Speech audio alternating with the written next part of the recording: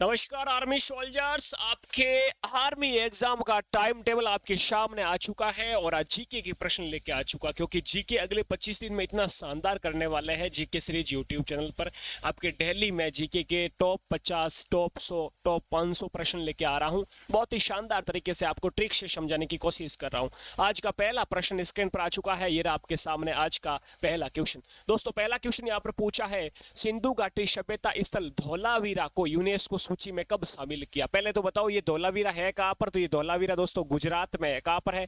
गुजरात में। इसे 2021 में यूनेस्को सूची में शामिल किया। छठ पूजा किस राज्य में मनाई जाती है? दोस्तों, छठ पूजा बिहार में मनाई जाती है। और यदि आपको पूछे मेरे वीरे, यदि मैं आपको पूछे दुर्गा पूजा का, तो दुर्गा पूजा कहां पर मनाई जाती है? दुर्गा पूजा याद रखना है वेस्ट बंगाल, पश्चिम बंगाल में मनाई जाती है। ये तैयार है, आपको याद रखना है। मेहरानगढ़ दुर्ग का निर्माण किसने करवाया? मेहरानगढ़ दुर्ग है कहां पर दोस्तों? ये मेहरानगढ़ दुर्ग तो याद रखना आपको जोधपुर में है, राजस्थान का जोधपुर जिले में है। और इसका निर्माण राव जोधा ने 1459 ईस्वी में करवाया। अगला प्रश्न, शांति निकेतन का निर्माण, जो शांति निकेतन है ये पश्चिम बंगाल में है और इसका निर्माण दोस्तों रविंद्रनाथ टैगोर साहब ने करवाया, आपको याद रखना है। अगला वेलूर मठ, वेलूर मठ दोस्तों कोलकाता में है और इसका निर्माण स्वामी विवेकानंद ने करवाया। विवेकानंद ये वही विवेकानंद है जिन्होंने रामकृष्ण मिशन समाज की स्थापना की। अगला प्रश्न, सूर्य मंदिर को यूनेस्को सूची में कब शामिल किया? सूर्य मंदिर कहां पर है गुरुजी? ये दोस्तों उड़ीसा में है, कोणार्क का सूर्य मंदिर। 10 रुपए के नोट पर इसकी आकृति भी है। इसे 1984 में यूनेस्को सूची में शामिल किया गया। अगली स्लाइड, सांची का स्तूप को यूनेस्को सूची में कब शामिल किया गया? दोस्तों, सांची का स्तूप पहले तो बता दूं ये 200 रुपए के नोट पर इसकी आकृति है। तो मैंने ट्रिक बताई कि सच्ची दोस्ती और 8 और 9 के बीच में सच्ची दोस्ती, यानी 1989 में इसे यूनेस्को सूची में शामिल किया गया। भीमबेटका की गुफा कहां पर है? एमपी में है, मध्य प्रदेश में है और इसे यूनेस्को सूची में शामिल किया 2003 में, आपको याद रखना है। अगला प्रश्न, होयसैल मंदिर कर्नाटक यूनेस्को सूची में कब शामिल किया? दोस्तों, होयसैल का मंदिर कर्नाटक में है, यूनेस्को में इसे 2023 में शामिल किया गया। यानी यूनेस्को साइड आपके काफी आज आ चुकी है, यहां से बाहर जाने का बहुत ही कम चांस है मेरे वीरे। अगला, गणगौर त्योहार कब मनाया जाता है? राजस्थान का गणगौर त्योहार चैत्र शुक्ल तृतीया को मनाया जाता है। चैत्र शुक्ल जो हिंदू माह का प्रथम महीना होता है, फाल्गुन अंतिम महीना होता है और शुक्ल पक्ष और तृतीया को मनाया जाता है। नववर्ष कब प्रारंभ होता है? दोस्तों, हिंदू माह के अनुसार नववर्ष चैत्र और शुक्ल और एकम, या इस यहाँ पर प्रतिपदा भी लिखा आ सकता है, प्रतिपदा यानी एकम या एक आपका यहाँ पर लिखा आएगा। चैत्र का महीना है, शुक्ल पक्ष और एकम को आपका नववर्ष प्रारंभ होता है। गणेश चतुर्थी, चतुर्थी बोले तो 4 और गणेश जी की बात हो रही है, मतलब शुक्ल पक्ष और कौन सा महीना? भादुआ का महीना, यानी भाद्रपद हो जाएगा। भाद्रपद शुक्ल चतुर्थी यहाँ पर आपका सही जवाब। अगला प्रश्न, जन्माष्टमी कब मनाई जाती है? दोस्तों, जन्माष्टमी यानी कृष्ण भगवान की बात की जा रही है। कृष्ण जन्माष्टमी तो भाद्रपद का महीना है और कृष्ण की बात की जा रही है, मतलब ये कृष्ण पक्ष आ गया। और अष्टमी ये पीछे लिख दिया, अष्टमी, भाद्रपद कृष्ण अष्टमी। दीपावली का त्योहार कब मनाया जाता है? दीपावली दीपों का त्योहार है, कार्तिक अमावस्या को मनाया जाता है। होली रंगों का त्योहार फाल्गुन पूर्णिमा को मनाया जाता है। अगला प्रश्न, नुआखाई महोत्सव किस राज्य में मनाया जाता है? नुआखाई दोस्तों ओडिशा का, आपको याद रखना है। अगला प्रश्न, नुआखाई ओडिशा का है। कोणार्क का सूर्य महोत्सव ओडिशा का। राजा रानी ठकुरानी कछुआ महोत्सव ये सब ओडिशा के हैं, ठीक है। जगन्नाथ रथ यात्रा ये सब ओडिशा के हैं। नौटंकी कौन करते हैं? उत्तर प्रदेश वाले, उत्तर प्रदेश का हो जाएगा नौटंकी। और तमाशा कौन करते हैं? अपने महाराष्ट्र वाले, MH महाराष्ट्र का हो जाएगा तमाशा, लोक नृत्य। अगला प्रश्न, कोलकाता शहर किस नदी के किनारे है? दोस्तों, कोयले हुगले है, यानी हुगली नदी हो जाएगा, आपको याद करवाया मैंने कई बार ट्रिक से। कोलकाता काले काले कोयले हुगले। शेरी कल्चर का संबंध किससे है? शेरी कल्चर यानी रेशम कीट पालन से हो जाएगा, इसका सही जवाब आपको याद रखना है। एपी कल्चर, एपी बोले तो एपी जो आती है 10 रुपये की एप्पल वाली, मीठी होती है, यानी मधुर होती है, मीठी मधु, यानी मधुमक्खी पालन हो जाएगा एपी कल्चर।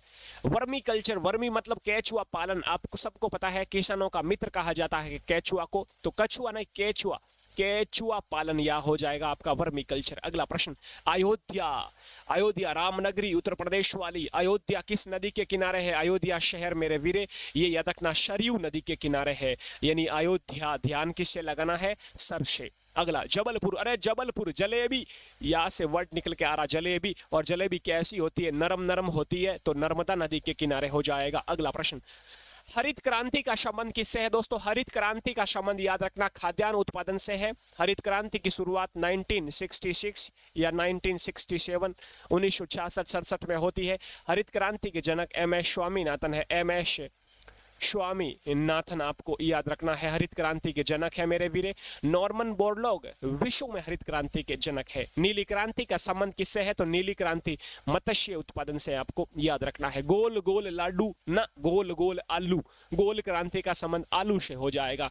सिल्वर फाइबर कई बार पूछा जाता है। सिल्वर चांदी, सिल्वर फाइबर चांदी के समान क्या? कॉटन कपास चमकता है, याद रखना आपको। और यदि आपको पूछे गोल्डन फाइबर, यदि आपको पूछे गोल्डन फाइबर, तो गोल्डन फाइबर कहा जाता है जूट को। सोने का रेशा भी कहा जाता है। गोल्डन फाइबर का संबंध जूट से हो जाएगा।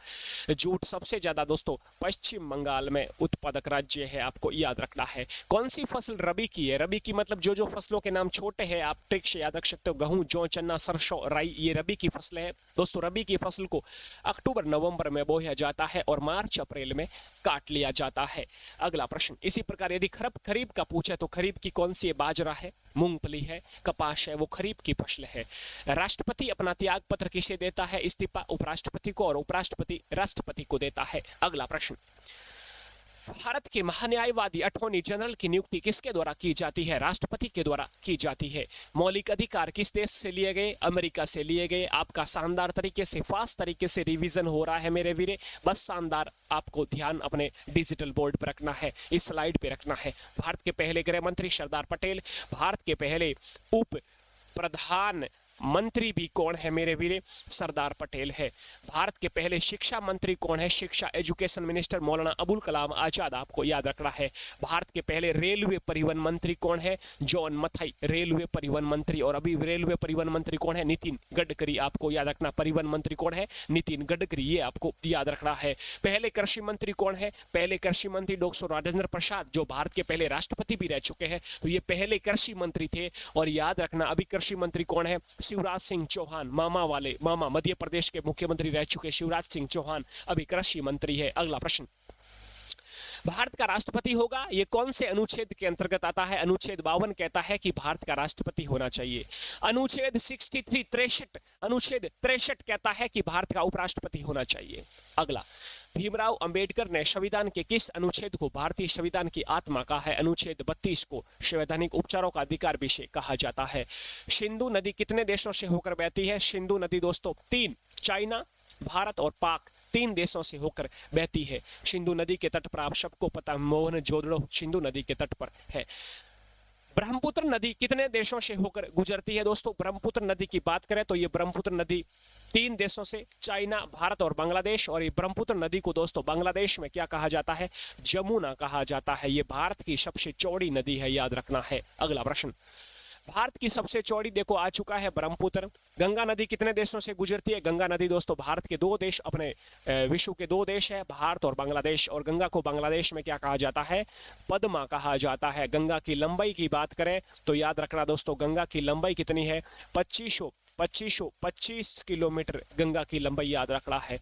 गंगा नदी भारत के कितने राज्यों से गुजरती है? तो ये भारत के 5 राज्यों से गुजरती है। उत्तराखंड से यहाँ कर उद्गम होता है, फिर उत्तर प्रदेश आता है, बिहार, झारखंड और पश्चिम बंगाल। यहाँ पर आपका सही जवाब हो जाएगा। बंगाल का शौक किस नदी को कहा जाता है? तो बंगाल का शौक दामोदर को कहा जाता है। और दोस्तों बिहार का शौक यदि पूछे, बिहार का शौक तो कोसी नदी को कहा जाता है। बिहार का शौक आपको याद रखना है। किस नदी को वृद्ध गंगा या बूढ़ी गंगा, वृद्ध गंगा, बूढ़ी गंगा या दक्षिण गंगा कहा जाता है? तो गोदावरी को कहा जाता है, आपको याद रखना है। किसे कहा जाता है? गोदावरी को कहा जाता है, ये आपको याद रखना है।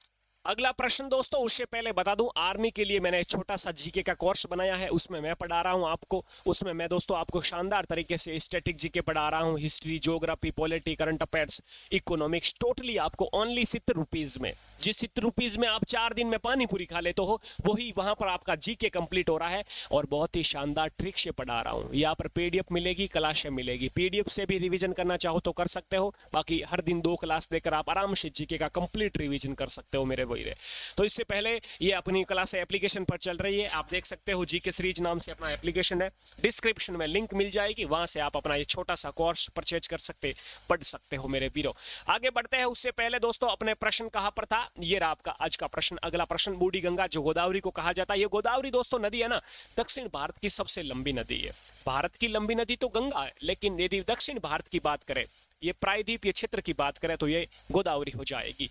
भारत की सबसे पुरानी पर्वत श्रृंखला कौन सी है? तो पुरानी पर्वत श्रृंखला अरावली पर्वत श्रृंखला है। कौन सी है मेरे वीरे? अरावली पर्वत श्रृंखला भारत की सबसे पुरानी पर्वत श्रृंखला है, याद रखना है। राजस्थान में इसका 80% भाग है, ये अरावली है, जो गुजरात, राजस्थान, पंजाब, दिल्ली तक फैली हुई है। अगला प्रश्न, नेक्स्ट प्रश्न, अरावली पर्वत श्रृंखला की सबसे ऊंची चोटी। हाँ जी, बहुत ही अच्छा सवाल है। तो इसकी सबसे ऊंची चोटी गुरु शिखर है, 1722 मीटर इसकी लंबाई, अपन कह सकते हैं ऊंचाई है। और ये माउंट आबू जिला है राजस्थान का, माउंट आबू यानी ये स्थान है, और जिला है आपका सिरोही।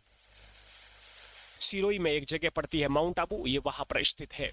गिर पहाड़ियां, तो ग से गिर, ग से गुजरात में हो जाएगा मेरे वीरे, याद रखना है। नीलगिरी पर्वत श्रेणी की सबसे ऊंची चोटी, तो नीलगिरी पहाड़ियां कहां पर है? तो ये तमिलनाडु में है, आपको याद रखना है कहां पर, तमिलनाडु में हो। और इसकी सबसे ऊंची चोटी डोडा बेटा है दोस्तों, आपको याद रखना, डोडा बेटा। अगला प्रश्न, इसी प्रकार नीलगिरी की पहाड़ियों में एक प्रश्न आपका यह भी पूछा जाता है कि कौन सी जनजाति निवास करती है? तो वो टोडा जनजाति। इलायची की पहाड़ी, तो सबसे ज्यादा इलायची की पहाड़ियां केरल में है दोस्तों, और केरल में अपन कह सकते हैं इलायची, सबसे ज्यादा इलायची की पैदावार होती है, याद रखना है। अगला प्रश्न, काराकोरम दरा किस राज्य में या केंद्र शासित प्रदेश में है? काराकोरम दरा मतलब पासेस, यानी जी अपन एक जो भी पहाड़ियां हैं उनके बीच एक छोटा सा संकरा मार्ग बनाया जाता है, उन रास्तों को जो है उन पहाड़ियों को चीरते हुए, तो इसे दरा कहा जाता है। काराकोरम दरा हो जाएगी लद्दाख में। इसी प्रकार जोजिला दरा हो जाएगी जम्मू कश्मीर में। पीर पंजाल दरा जम्मू कश्मीर में। बुर्जिल दरा जम्मू कश्मीर में, ये आपको याद रखना है। दार्जिलिंग की चाय जो पश्चिम बंगाल की दार्जिलिंग है, इसे जीआई टैग कब मिला है? तो दोस्तों इसे 2004 में ये भारत का पहला जीआई टैग था। मसाले का राजा कहा जाता है काली मिर्च को, और मसाले की रानी कहा जाता है इलायची को, दोस्तों आपको याद रखना है। सबसे अधिक केसर किस राज्य में? तो मेरे वीरे, मेरे आर्मी वाले जब जम्मू कश्मीर में ड्यूटी करेंगे तो वहां पर केसर दूध में मिला कर पीने वाले हैं। केसर जम्मू कश्मीर में है। भारत किस गोलार्ध में स्थित है? तो भारत दोस्तों उत्तरी पूर्वी गोलार्ध में है। जैसे ये अपन कह सकते हैं वर्ल्ड है, यहाँ पर उत्तरी और ये उत्तरी पूर्वी गोलार्ध में अपना भारत स्थित है। भारत का क्षेत्रफल 32,87,263 वर्ग किलोमीटर है, जो कि विश्व के कुल क्षेत्रफल का 2.42% है। यानी ये 100% विश्व है, वर्ल्ड है, तो इसमें से अपना 2.42% भारत का है। और क्षेत्रफल में सबसे बड़ा स्थान दोस्तों रूस देश का आता है, भारत का 7वां स्थान आता है। अगला प्रश्न, भारत का उत्तर से दक्षिण विस्तार कितना है? तो उत्तर से दक्षिण विस्तार 3214, यानी ये अपना इंडिया है, तो उत्तर से लगा के दक्षिण तक का विस्तार कितना है? तो 3214 किलोमीटर है, और 2933 पूर्व से पश्चिम हो जाएगा। अगला प्रश्न, सबसे ज्यादा तटीय सीमा वाला राज्य गुजरात है, और छोटा हो जाएगा गोवा, आपको याद रखना है। कर्क रेखा भारत के कितने राज्यों से गुजरती है? दोस्तों कर्क रेखा भारत के 8 राज्यों से गुजरती है। इसकी मैंने ट्रिक भी बताई। मित्र पर गमछा झार, मित्र मी से मिजोरम, त से त्रिपुरा, पर पश्चिम बंगाल, राजस्थान, गुजरात, मध्य प्रदेश, छत्तीसगढ़, झारखंड, ये 8 राज्यों से गुजरती है। 3 और बांग्लादेश से घिरा त्रिपुरा हो जाएगा। यानी त्रिपुरा की राजधानी अगरतला। भारत की सबसे बड़ी खारे पानी की झील दोस्तों कौन सी हो जाएगी? चिल्का झील भारत की सबसे बड़ी खारे पानी की झील है, ये ओडिशा में है मेरे वीरे, आपको याद रखना है। अगला प्रश्न, ये आपके आज के प्रश्न कंप्लीट हो चुके हैं। लगभग 50 से 60, लगभग 60 प्रश्न अपन ने क्लियर किए हैं मेरे वीरे। कल अगली सीरीज में मिलते हैं, बहुत ही शानदार जीके सीरीज पर आपके 25 दिन में शानदार वाले डेली प्रश्न मिलने वाले हैं। ओके, अपना ख्याल रखें। जय हिंद, जय भारत मेरे सोल्जर्स। जो भी जीके सीरीज पर पहली बार है सब्सक्राइब करें। जय हिंद।